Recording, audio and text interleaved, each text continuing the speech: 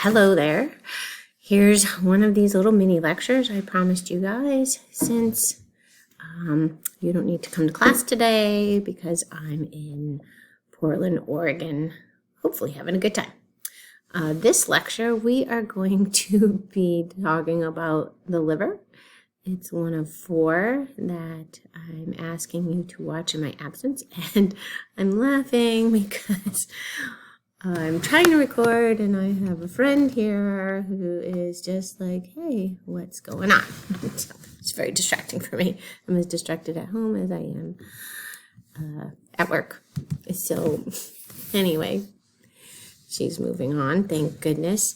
And all right, well, let's get started. So I am going to make myself tiny and let's jump into talking about the liver. And move this. Alrighty. I think I could just pop me up there. Oof. Maybe down there. I don't know. Down there? Ah, whatever. Distracted by things. It's been a while since I've recorded a lecture and got all my gadgets I haven't used in a few years here. So we are talking about the liver, right? That's this structure. Oops. Oops. Hang on, let's go back. Back one. All right. So when we're looking at the liver, we're talking about the liver. It's in your upper right quadrant. It takes up a big of your abdominal cavity. It takes up a pretty large area. And below, on the underside of the liver, we'll have seen this because we'll have dissected pigs before we watch this lecture. Where's my pen? Oh, drawing on the wrong thing. It's going to take a little bit. Sorry, guys. Oh, yeah, well, I could tell you on this one too.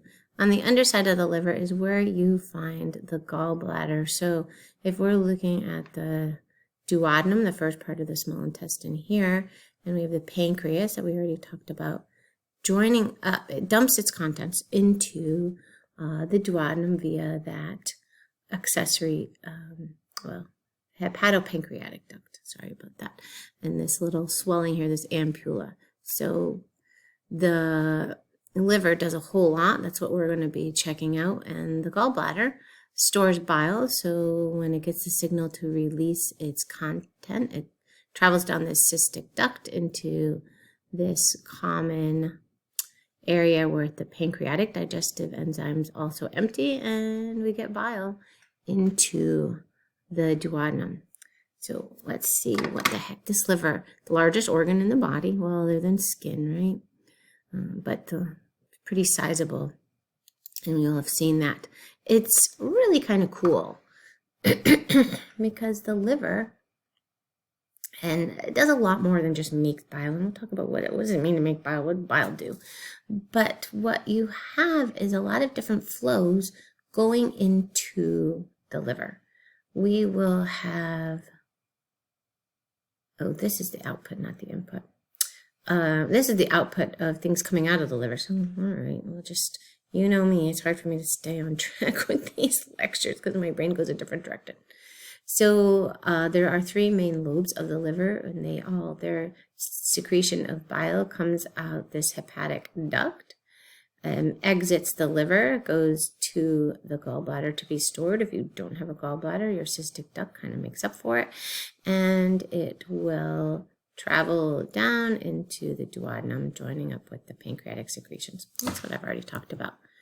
Okay. Oh, 2 major lobes. I thought there were 3. And the gallbladder. So gallstones, when you have gallstones, they are crystals of cholesterol. When you have excess cholesterol, we need cholesterol. Cholesterol is not a bad thing for our body.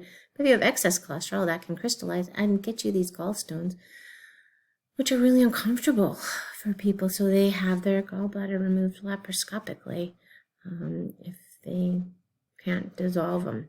And hopefully I'll have shown you these in lab. All right, so diving into this liver, I want to talk about the blood flow. Where is the blood flow here? So the blood flow going in and out, right? We have two separate blood flows going to the liver. First, you have the major hepatic artery coming off the abdominal aorta, and that will bring, oxygenated blood to the liver cells. But then I also have, yes, hello, and she thinks I'm upset here. Yeah, thanks, Spunk. You're a good girl. Could be a long day. You also have a blood flow coming off of the small intestine. So when we have the absorption of all the nutrients that enter into the blood capillaries in the villi, they exit through all the mesentery and join up in this hepatic portal vein. So I have two inputs. I have a hepatic portal vein and the hepatic artery that go to all of these little different liver organized units. And then the exits, pulls out the nutrients, right? Pulls out the oxygen that it needs, exits via a central vein that's associated with each organizational unit, and then exits the liver as the hepatic vein, joining back to inferior vena cava to get back to the heart. So when this blood flow is, coming back to, looking at this blood flow a little more carefully, we have the inputs and we have the outputs. And we have these sinusoids, so that's this hexagonal structure. I'm starting to have fun.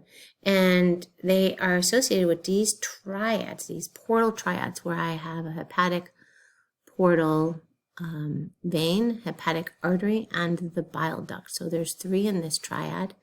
And typically, so these are hepatocytes that line in this zone, doing their work. When they're making bile, that will exit via the bile duct. But blood flow will go washes across all these cells to the central vein. That's Roger calling. I'm busy. He's in an airport and wants to chat, so that's not happening right now. Okay, so I just wanted to point out these portal triads. Here it is a little bit more blown up. My bile duct, hepatic portal vein, and where's my hepatic arteries? Right there. Oops. Alrighty. Branch of the hepatic artery right in there. So fluid washes along unless, like I said, when these cells are making bile, that exits via that bile duct. It's pretty cool. I mean, the liver, right? The liver, we looked at it, just looked like a major blob, but it has a real organized, functional units in it. So the liver cells make bile. I already talked about all that. Diving in deeper, we don't need to look at this. Now, here's kind of a cool thing, and I'm just starting to learn how to talk about this. When we look at these sinusoids made up of this units called a sinus, a sinus. I never feel like I say that right. I'm not too worried about that vocabulary, but when we look at the triad and the blood flow, we have the cells closest to where blood is exiting out of. How do I escape out of that? Looks like I hit a wrong thing and now it wants to close. Let's see what happens. Yep. Okay, that's not too bad. I can recover off of that one. Like I said, guys, hang in there. Okay. When we're looking at these portal triads, the blood flow is leaving the triad via, if it's the hepatic artery or the portal vein, with all of the great stuff that it absorbed from the small intestine, and it's hitting these section of cells first. These are in zone 1, and as it washes across, remember it's ultimately getting to this central vein here, it'll go to the second zone and the third zone. So let's look at these zone 1 cells for a hot second. Let me get my notes, because like I said, I don't talk about this a lot, right? So these zone 1 cells are the first ones to receive everything coming off of the small intestine. So the first ones to get all the nutrients, all the toxins coming from the hepatic artery. They're the first ones to change when there's toxins and well, we'll just say mutate, change.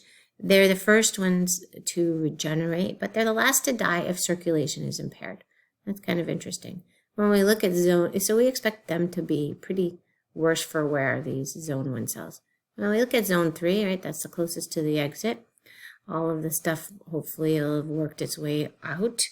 Furthest from the triad, they're the last to show changes due to toxins or obstruction. They're the last ones to regenerate, but they're the first to show fat accumulation if your liver is becoming fatty.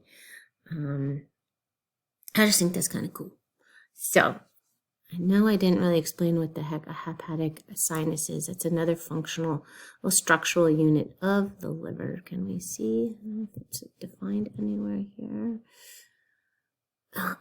No, and I'm not going to. Well, it's when we take their triads and the sinusoids and you kind of reorganize them a little bit different to show how blood is actually, how they're actually functionally working as opposed to structurally set up. Okay.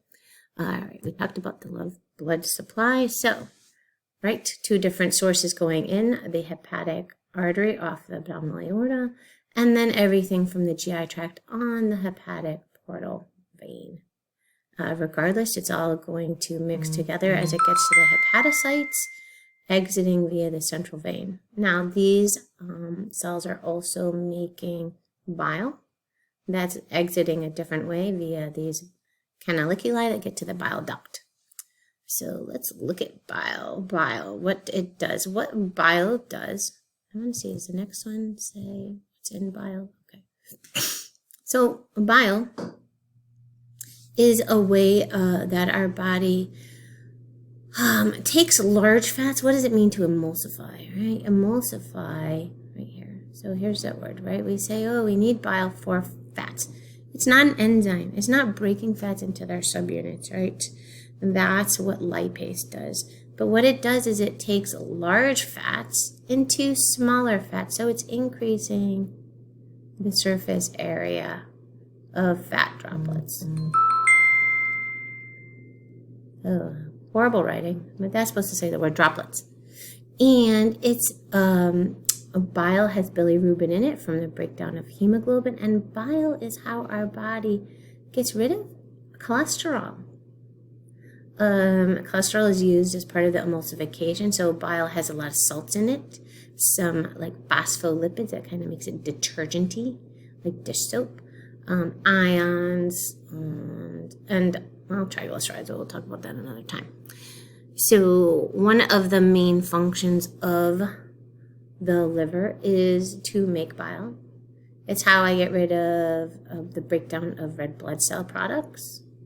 It detoxifies the blood, right? So it processes all this good stuff that you're putting in and the hormones.